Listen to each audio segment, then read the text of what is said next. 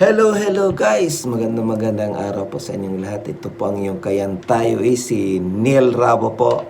Yan, Neil Rabo Merdia po. Ayan guys, bilang isang singer-songwriter, yan. Yon mga pag-usapan natin ngayon yung mga tungkol sa nangyayari ngayon sa ating bansa guys. So yun, kailangan na rin nating kahit sa ating mga panawagan na naobserbahan natin kung gaano katalamak na ngayon ang korupsyon dito sa ating bansa po. Sa mga nakikita ako, obserbasyon sa atin, sa lahat, hindi ako mahilig sa politika. Hindi ako taong ganon. Nagsusuporta lang tayo kung ano yung pinakamaganda sa atin dito sa ating bansa guys. Guys, pasensya lang sa lahat ng mga big friends ko na nagsusuporta sa may mga kanya-kanya tayong mga sinusuportahan o na maging mamuno sa ating bansa. So yun, pupusuan ko talaga si Inday BP Sara Duterte guys. Kaya nga nung nakita ko ang sitwasyon na kailangan natin yung matapang, may paninindigan.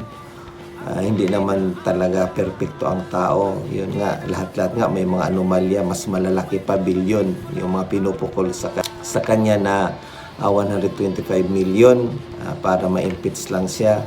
So yung mga nagpapa-impeach, nakikita naman natin sa mga video na papanood natin dito sa YouTube, sa Facebook, na bilyones ang corruption sa Pilipinas. So yun, kaya nga kumanta ko ng pagsubok na pinost ko sa TikTok at saka sa aking YouTube at saka sa aking Facebook. So maraming nanood sa TikTok, hindi pa tayo masyado kilala sa social media. So doon sa YouTube maraming nanood. Pero doon sa mga kanta ko sa yung Mahal Pala Kita, yun maraming nanood na doon, almost 1 million views na yun. Thank you sa mga nanood doon sa kanta ko na Mahal Pala Kita. Nakikita ko ang sitwasyon sa atin dito sa ating bansa ngayon na sobra ng talamak. Napakadumi na talaga ng politika natin dito. Sa halip na mag-serbisyo dito sa mahal nating bayan, so nakikita natin na grabe talaga. Araw-araw, balita, mga flood control na yan. So halos lahat talaga, kukunti lang ang matitino na namumuno dito sa ating bansa, sa gobyerno natin. Mga buwis natin napupunta lang sa mga taong mangungurakot dito sa gobyerno natin. Nagpost ako ng pagsubok, yan. Tapos, nandun nga, binakround ko si VP Inday Sara, marami nag-comment. Nakikita ko, marami ang nagko-comment kay pabor kay Inday VP Sara. So, tiningnan ko, kukunti lang yung BBM, halos karamihan kay Inday VP Sara. So, ibig sabihin guys, na mas maraming pabor talaga kay Vice President Sara Duterte. Kailangan talaga natin matapang, may paninindigan. So yun, nakikita ko kay Inday BP Sara. Talagang direkta, hindi siya namumulitika, direkta siya sa pananalita niya. Kaya yun, nakikita natin na siguro doon siya minahal talaga ng tao. Wala siyang partido na kinikilingan, talagang pag nagdiretso siya, salita, diretso lang talaga. So salamat sa mga nanood doon sa pagsubok, doon sa mga nag-comment, comment lang kayo dito sa baba guys. I-subscribe na rin yung YouTube channel ko, Neil Rabo, para madagdagan yung maliit na subscribers natin. So guys, nagpapasalamat ako doon sa nanood. Yan, mga kayan tayo nanood ng pagsubok doon sa yung mga nag-comment doon sa mga nagsusuporta kay Inday BP Sara. Yan. Shout out ko kayo lahat doon. Lahat ng mga OFW na talagang nakikita ko doon, nababasa ko doon dito sa TikTok. Yan, sa TikTok na post natin. Mga nagko-comment sa kay Inday BP Sara na talagang nag-viral yung TikTok na yon. Sa TikTok ko pinag-uusapan, halos thousands comments ang nag-uusap-usap regarding doon kay BP Sara.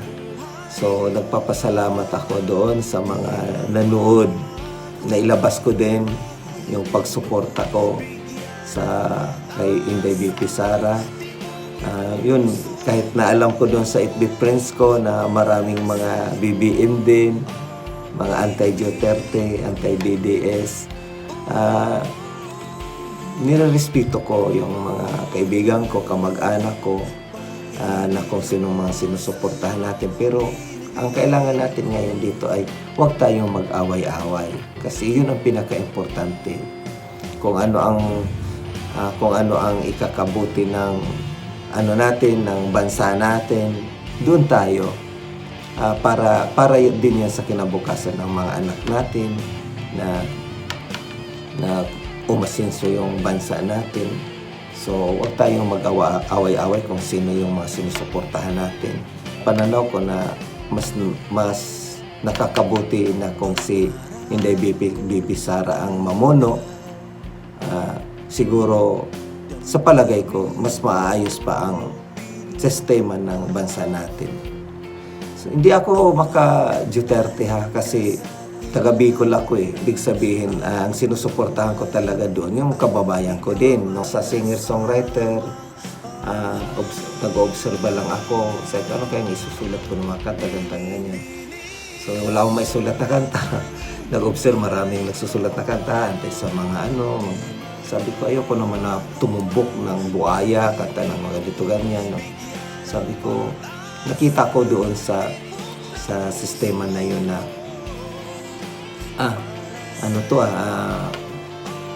pagsubok, sabi ko.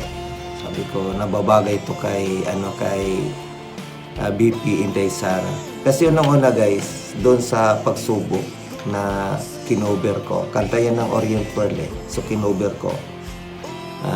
Dito sa studio natin. So nakita ko doon na sa pagsubok na yan, nakita ko na yung mga nababagay doon sa nangyayari kay Inday BP Sara. Unang-una yung tatay niya, si former President Tatay Digong, yan. So, pinadala sa dahig. Alam naman natin sitwasyon.